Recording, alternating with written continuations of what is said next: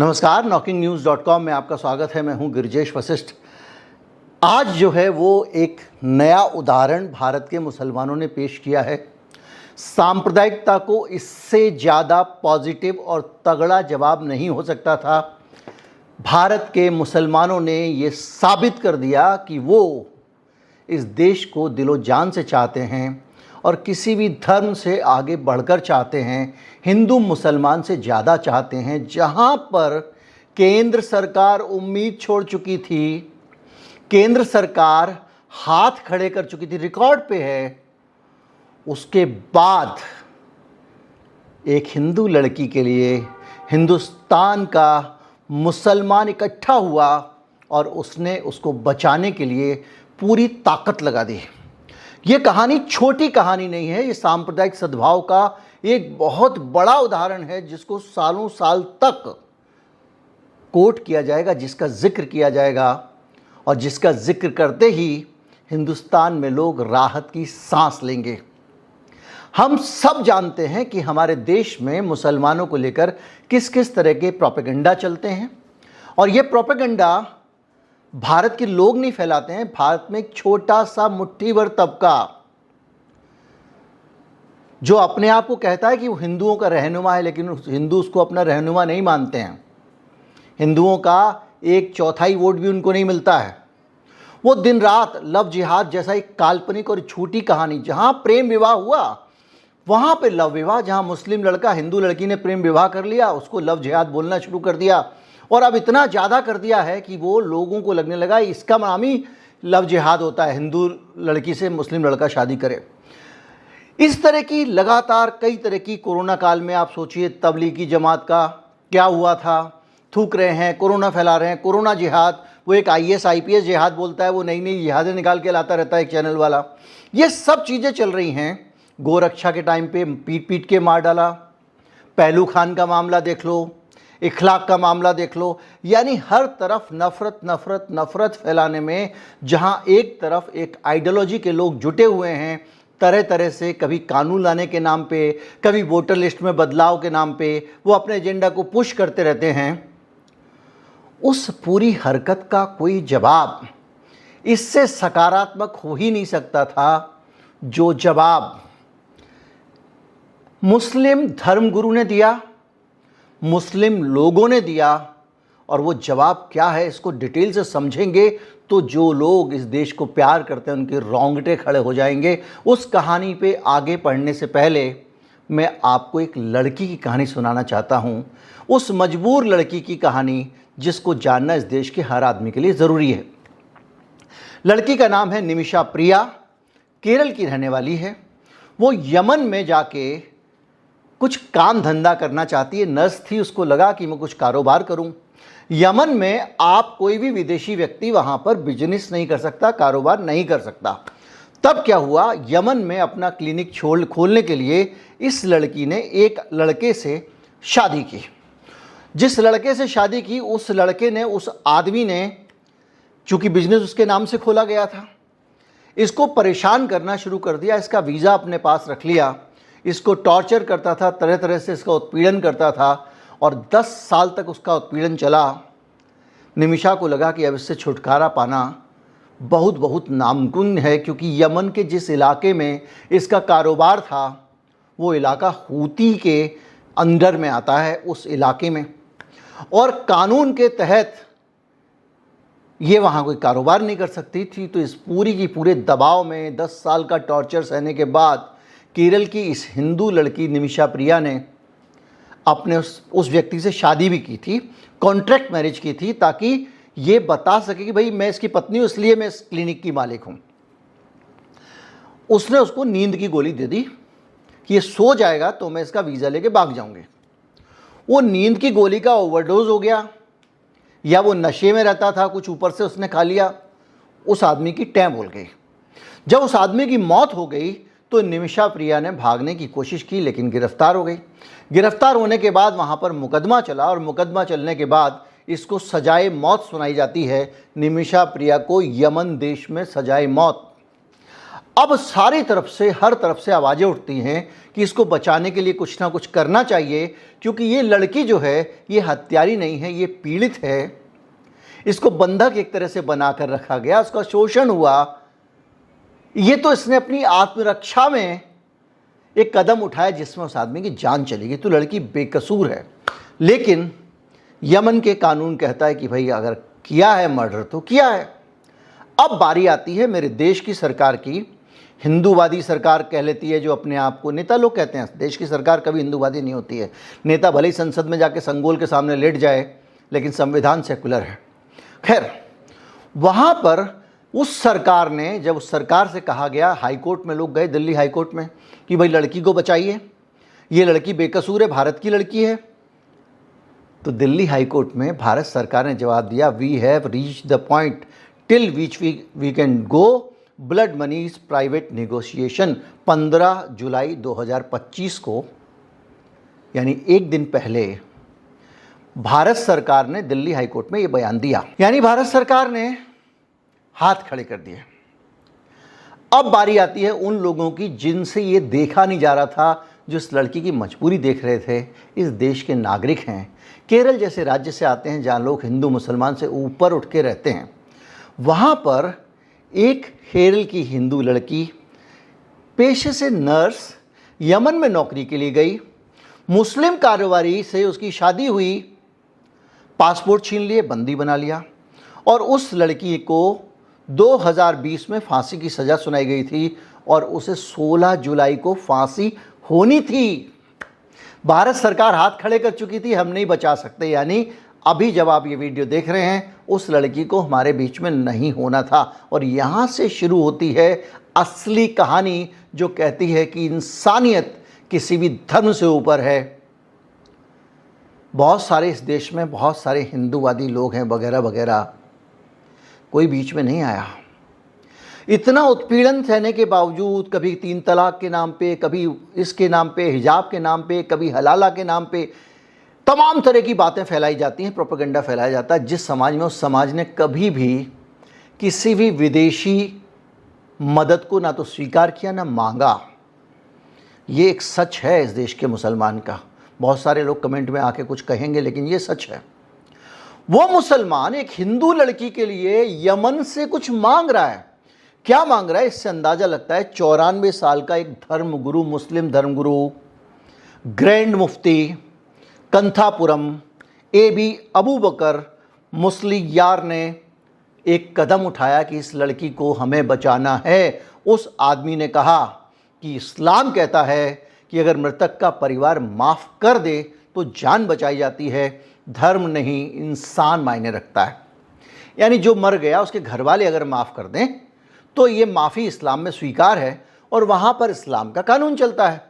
तो कंथापुरम ने बहुत सारे यमन के जो सूफी विद्वान थे उनको संपर्क किया। देखिए, इस्लाम में कई धाराएं हैं, एक मानवता वाली भी है, तो उसमें कुछ धाराएं ऐसी भी हैं जो कट्टर भी हैं, और उन धाराओं के कारण ही पूरी दुनिया में इस्लाम टारगेट बन रहा है, जो बहुत कम संख्या में लोग हैं उस सोच के लोग, और उनके कारण हर तरफ से उनको निशाना बनाया जाता है।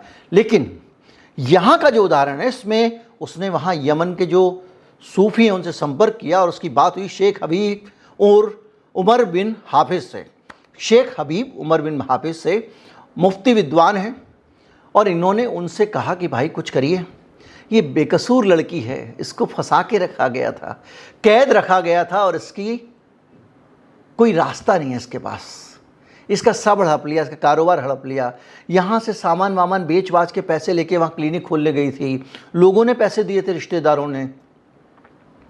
इसको क्या पता था कि वो एक राक्षस जो है उसने इसको अपने अंडे में रखा हुआ है। बहरहाल वहाँ पर इन्होंने बात की, और वहाँ के जो धार्मिक नेता थे, इन्होंने बात करके एक काम किया कि भैया अभी हम इस पर डिस्कस करते हैं, अब इस तारीख को बढ़ा दो। 16 तारीख को उस लड़की को मौत के घाट उतारा जाना था, हत्या की सज़ा के तौर पे। वो लड़की बच गई। बचाने वाला कौन? एक धर्मगुरु केरल का रहने वाला। उसने यमन में बात की, उसने उसको बचाने की बात की। लेकिन कहानी सिर्फ एक धर्मगुरु तक नहीं है, यहाँ से शुरू होती है। उसने चिट्ठी में क्या लिखा इसका निचोड़ समझ लें, उसके बाद कहानी में आगे बढ़ेंगे। शरीयत में माफ़ी का अधिकार अदालत को नहीं है, परिवार को है। मैंने यमन के इस्लामी विद्वानों को ये बात समझाई कि ये महिला मजबूरी में फंसी थी। इस्लाम में रहमत का दरवाज़ा कभी बंद नहीं होता। मैंने समझाया कि अगर परिवार चाहे तो वो इनका खून माफ़ कर सकता है। यमन से मिले जवाब में कहा गया कि हम बातचीत के लिए तैयार हैं। फांसी की तारीख को आगे बढ़ा दिया गया है। ये पूरी जानकारी उन्होंने फिर प्रधानमंत्री और भारत सरकार को दी और कहा कि अब ये धर्म का नहीं, पूरे देश का मामला है, देश की सरकार संभालो। अब यहाँ पर एक चीज़ आती है, ब्लड मनी। ब्लड मनी क्या होती है इसको समझें। इस्लाम के कानून के मुताबिक अगर परिवार के बीच में और हत्यारे के बीच में, हत्या के आरोपी के बीच में, या हत्या का आरोप तो सिद्ध हो चुका है, अगर कोई समझौता हो जाता है तो अदालत उसको सज़ा नहीं दे सकती। ये समझौता ऐसे होगा कि वो जो परिवार जिसका आदमी मारा गया है उसको कुछ रकम ये व्यक्ति जो आरोपी है या जो दोषी है वो दे। 11 करोड़ रुपए की ब्लड मनी दी जा सकती है। इस बारे में एक डिस्कशन हुआ, उस परिवार को समझाया जा रहा है, उस परिवार को सहमत किया जा रहा है, भाई पैसे ले लो, इस लड़की का कोई गुनाह नहीं था, दरिंदा तो तुम्हारे घर का लड़का था, इसको छोड़ दो। अब 11 करोड़ रुपए की बात आती है, तो 11 करोड़ रुपए कौन देगा? 11 करोड़ रुपए देने के लिए भी इस हिंदुस्तान की सबसे ज़्यादा टारगेट की जाने वाली एक कौम आगे आती है। मुस्लिम समाजों के संगठन IARNP, Indian association for release of Nimisha Priya बनाते हैं, और इस संगठन ने लोगों से चंदा किया। खाड़ी देशों में जो हमारे मुसलमान प्रवासी रहते हैं उनसे कहा गया कि आप पैसा दीजिए। केरल के मौलवी, कारोबारी और डॉक्टर्स, आम लोग, इसमें क्राउड फंडिंग की गई कि भैया उसकी रिहाई के लिए आप कुछ पैसे दो, तो मैं जैसे दे देता हूँ लोगों को पैसे, कहीं पे बहुत सारे लोगों को डोनेट कर देता हूँ, ऐसे आप लोग भी अच्छा लगता है तो QR कोड स्कैन करके भाई हम पत्रकारिता को सपोर्ट करना चाहते हैं। ऐसे क्राउड फंडिंग की गई, बड़ी संख्या में लोगों ने वहाँ पैसे दिए, और एक हिंदू महिला के लिए भारत का मुस्लिम समाज खड़ा हो गया था। और वो सिर्फ खड़ा नहीं हुआ था, वो इस देश को सबक दे रहा था कि तुम हमको कुछ भी समझो, हम वैसे हैं जैसा अधिकांश हिंदू हमको समझता है। तुम जो मुट्ठी भर हो, तुम्हारी जो एजेंडा है, तुम जो व्हाट्सएप ग्रुप में फैलाते हो, वैसे हम नहीं हैं। ये मेरे देश के भाईचारे की कहानी है। ये देश ऐसा ही है, ऐसे ही मिलके हम रहते आए हैं, कोई कितना भी आग लगाए। और इसीलिए जितनी स्टोरी आती हैं भड़काने वाली, 4 शादियाँ बच्चों के लिए की जाती है, झूठी साबित होती है। कि भैया 4 शादी वैसे तो करता ही कोई नहीं है। अगर कोई 4 शादी करेगा, एक आदमी 4 महिलाओं से बच्चे पैदा करेगा और 4 आदमी 4 महिलाओं से बच्चे पैदा करेंगे, तो उन महिलाओं के बच्चे किस स्थिति में ज़्यादा होंगे? जाहिर बात है। लेकिन हम उस बहस पर नहीं जाएंगे। लेकिन इस तरह की बहुत सारे, आबादी बढ़ जाएगी, शरीयत लॉ आ जाएगा, अंड वंड संड, पूरा दिल्ली को घेर लिया चारों तरफ से, ये कर देंगे वो कर देंगे, घुसपैठ पूरे समय चलता रहता है, 12 मासी है ये। हज़ारों लोग काम पे लगे हुए हैं, बहुत तनख्वाह लेके जहर फैलाते हैं। वो मैसेज बनाते हैं, भेजते हैं, फिर जो लोग उनके दिमाग का शिकार हो चुके हैं वो आगे बढ़ाते हैं। बहरहाल इस सारे प्रचार के खिलाफ ये एक मोहब्बत की आवाज़ आई है, और समाज ने ये कर दिया कि जैसे एक लंबा आग के ऊपर पानी डाल दो, घड़ों पानी पड़ गया। देखते नहीं आप, वो डेमोन्स्ट्रेशन होता है, सिलेंडर में आग लगी होती है तो आदमी गीला कंबल डाल देता है, उससे बुझ जाती है। ये सांप्रदायिकता की आग पे गीला कंबल डालने का काम है। उन मुफ्ती साहब को जो 94 साल के हैं, मैं लाख लाख प्रणाम करता हूँ। उन्होंने इस देश के बिगड़ते सांप्रदायिक वातावरण के बीच में एक भाईचारे की और अच्छी मिसाल पेश की। जिस देश में नौजवानों को भड़काकर मस्जिद वस्जिद के आगे से जुलूस निकाल के तनाव फैलाया जाता है, उस देश में आगे बढ़ के इन्होंने भाईचारा फैलाया, मरहम की। मुझे मालूम है आप बहुत सारे उदाहरण लेके बैठे होंगे, वो एक फिल्म भी बन रही है, राजस्थान में उस दर्जी की हत्या हुई थी उस मामले पे। अब वो उदाहरण रहेंगे, अगर सांप्रदायिकता बहलेगी तो ये वो जितने भी उदाहरण हैं, वो दर्जी हीरालाल का या कोई भी हो, दोनों धर्मों में ये सांप्रदायिक राजनीति का रिजल्ट है। इसके लिए जिम्मेदार सांप्रदायिक राजनीति नहीं है, वो धर्म नहीं है जिसके वो लोग थे। लेकिन इस तरह की मिसालें पेश की जानी चाहिए। और इस पूरे मामले में सबसे बड़ी बात यह है कि हम सबको अब सोचना पड़ेगा कि हम अपने आप को मिल के रहें। एक बार फिर देशभक्ति साबित हुई, एक बार फिर से सरकार जो काम नहीं कर पाई थी, हाथ खड़ा कर दिया था, वो किया। पीड़ित हिंदू महिला, मृतक मुस्लिम, सजा शरीयत कानून के तहत फांसी मिलनी थी उसको। भारतीय मुस्लिम समाज रक्षक बन के आ गया, ब्लड मनी जुटाया, धार्मिक संवाद किया, कूटनीतिक मध्यस्थता भी करी। सरकार पीछे जब हट गई तब वहाँ के यमन के हुतियों को करके इकट्ठा समझाया गया और उस लड़की को बचाया गया। और ये राहत नहीं है, ये एक ऐतिहासिक उदाहरण है। धार्मिक दायरे के अंदर रहकर समाज के कानून को मानवीय बनाना चाहिए, हिंदू मुस्लिम बहस के बिना जीना चाहिए, ज़िंदगी को प्राथमिकता दी जानी चाहिए और यहाँ दी गई है। इंसान से बड़ा कोई नहीं है। इस पूरे मामले में जो शरीयत के उदाहरण दिए गए हैं वो शरीयत के लिए भी सम्मान बढ़ाते हैं। और मैं एक जन्म से हिंदू होने के बावजूद इन चीज़ों की तारीफ़ कर रहा हूँ। बहुत सारे लोग कहेंगे बदल ले, ये कर ले, वो कर ले, तो मैं इसलिए कह रहा हूँ। और मैं इसलिए सबसे ज़्यादा मैं जानता हूँ कि अगर इस्लाम की कुरीतियों में प्रभाव मैं अगर बातें करूँगा और हिंदुओं के इस पर कोई मुसलमान बात करेगा तो तनाव फैलेगा।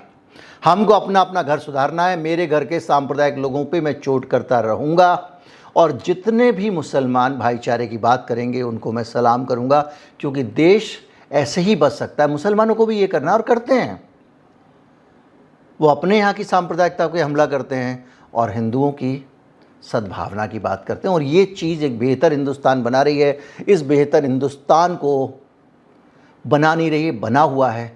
ज़िंदा रखना है तो भाईचारे की इस कहानी को ज़्यादा से ज़्यादा लोगों तक पहुँचाएँ। चैनल को सब्सक्राइब कर लें।